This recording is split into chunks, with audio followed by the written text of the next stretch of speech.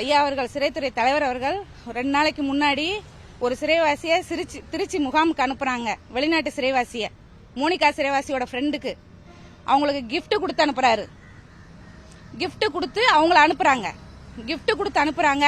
அனுப்பும் போது ஒரு எஃப்என்ஏவும் ஒரு டாக்டரும் கூட கொண்டு போய் விட்டுட்டு போகணும்னு சொல்றாங்க. நான் அடிபட்டு இப்ப 24 மணி நேரம் ஆக போகுது. இது வரைக்கும் எனக்கு காவலுக்கு யாரும் வாங்கன்னு சொல்லல. ஆனா ஏன்னு கேட்க கூட ஆள் இல்ல. நாங்க சிறையில இருக்க பொருளை திருடி திங்கிறதுக்கும் சிறையில இருக்க பொருளை திருடி தின்னு வாழ்றதுக்கும் நாங்க வரல. வேலை செய்யற காசுக்கு நாங்க சம்பளம் வாங்குறோம். வேலை செய்யறதுக்கு நாங்க சம்பளம் வாங்கி நாங்க வாழ்றோம். ஆனா எங்களுக்கு நிம்மதியான வாழ்க்கை இல்ல. இது வரைக்கும் காவலருக்கான எந்த வெல்ஃபரும் எங்களுக்கு செய்யல.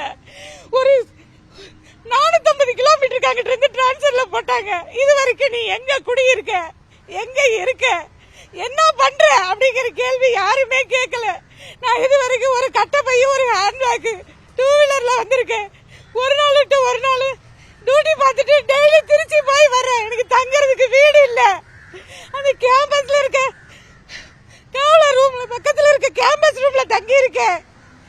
அப்பப்ப வீடு இல்லாத ஒரே காரணத்தினால ரோட்ல எல்லாம் தெரியாத ஊர்ல அலைஞ்சிட்டு இருக்கு. இது வரைக்கும் காவலரோட வெல்ஃபேர் இவர் வந்ததுல இருந்து எதுவுமே செய்யல. அவருக்கு ஒரே எண்ணம் சிறை காவலர், சிறையில வேலை பாக்குறவங்க எல்லாம் சிறையில இருக்க பொருள் எல்லாம் திருடி திங்கிறதுக்கு வந்திருக்காங்கன்னு மட்டும் தான் நினைக்கிறாரு.